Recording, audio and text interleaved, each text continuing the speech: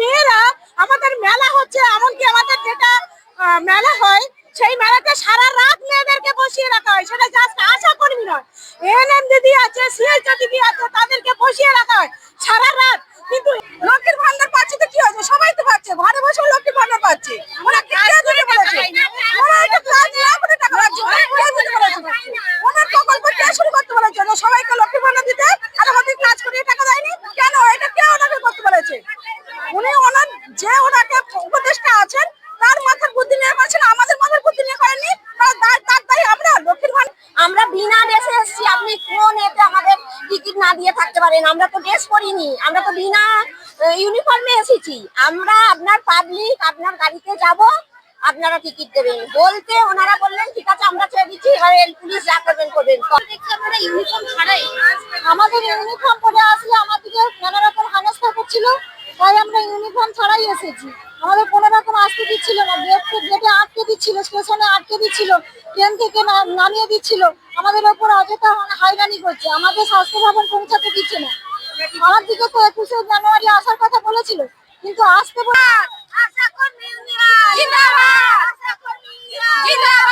Police কেন arrest করছে? জবাব দাও, জবাব দাও, জবাব দাও। আজকে আপনাদের দাবি কি কি? এই আমাদের আশাদের মেন দাবি হচ্ছে আমরা ন্যূনতম মাইনে 5,000 15,000 টাকা করতে হবে। আমরা পাই মাত্র 5,250 টাকা, এতে আমাদের সংসার চলে না। তাই আমাদের দাবি ন্যূনতম মাইনে 15,000 টাকা করতে হবে। দিদি আপনাদেরকে কি দিচ্ছে না?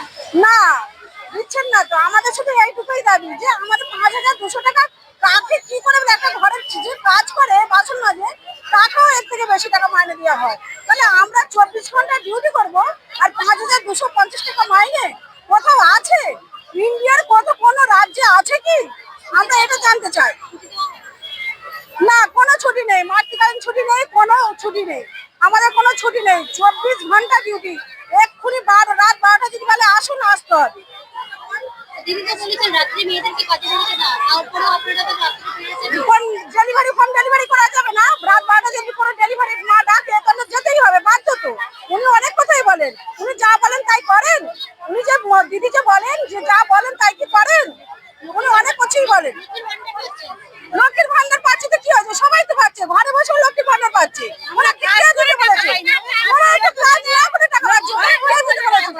ওনার প্রকল্প কে শুরু করতে বলেছে? সবাইকে লক্ষ্মীর ভান্ডার দিতে, আর আমাদের কাজ করে টাকা দেয়নি কেন? এটা কে ওনাকে করতে বলেছে?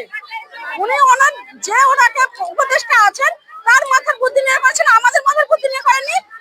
তার তাই আমরা লক্ষ্মীর ভান্ডার পাচ্ছি না। স্বাস্থ্য ভবন থেকে দেওয়া হচ্ছে না, হাওড়াতে আটকানো হচ্ছে, আমরা মেদিনীপুরে এসেছি, আবার ঘরে বলে এসে এখানেও আমাদের আটকে দেওয়া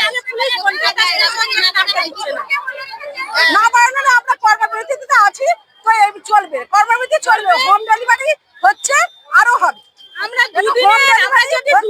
কাজ করার সময় আমরা যদি দুদিনের ছুটি নিতে চাই, আমাদেরকে 6 জনকে আমাদেরকে কৈফিয়ত দিতে হয়। 6 জনের কাছ থেকে আমাদের লিখে দিতে হয় যে আমরা দুদিনের ছুটি নিয়ে যাচ্ছি। আর এখন যে আমরা 1 মাস যে বসে আছি, ওনাদের কাজের হ্যাম্পার হচ্ছে না।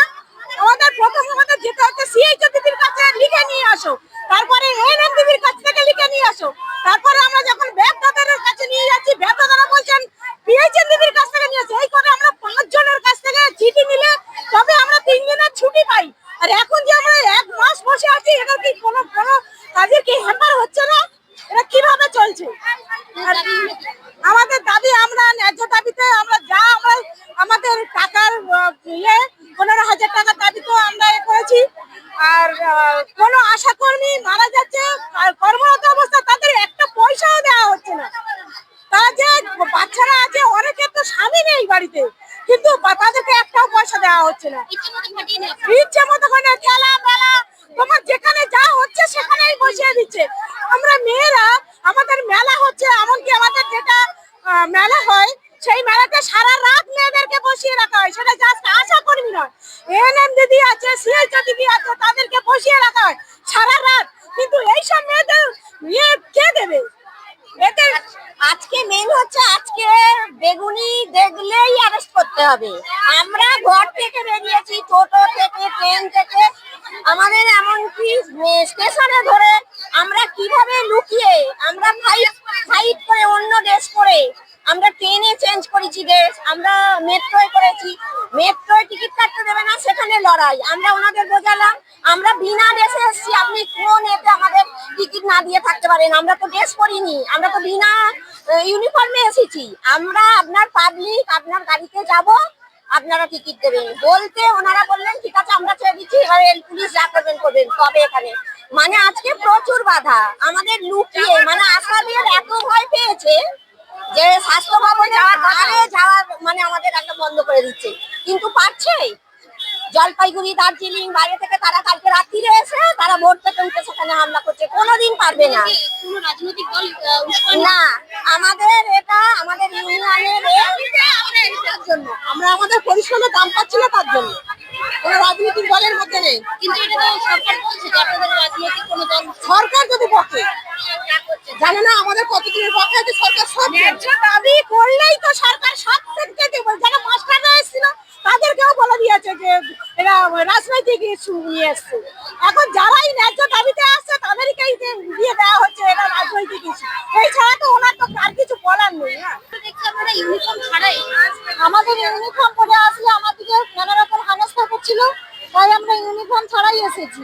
আমাদের কোনো রকম আসতে দিচ্ছিল না, গেটে আটকে দিচ্ছিল, স্টেশনে আটকে দিচ্ছিল, ট্রেন থেকে নামিয়ে দিচ্ছিল, আমাদের ওপর অযথা হয়রানি করছে, আমাদের স্বাস্থ্য ভবন পৌঁছাতে দিচ্ছে না। আমার দিকে তো 21শে জানুয়ারি আসার কথা বলেছিল, কিন্তু আসতে বলে রাস্তায় এরকম হেনস্থা করা তো খুব মানে খুব ঠিক কাজ নয়। আমাদের দাবি যদি না মানে আমরা কিন্তু ততদিন পর্যন্ত আমাদের কর্মবিরতি চালিয়ে যাবো। আমাদের দাবি আমাদের আজকে ডেকে নিয়ে কেন এরকম অপমান হচ্ছে, একটা জবাব দিন, জবাব দিন। আমাদের আজকে ডেকে নিয়ে এরকম কেন অপমান হচ্ছে? হ্যাঁ নিশ্চয়ই 21 তারিখ 21 মার্চ জানুয়ারি আমাদের ডেকেছে।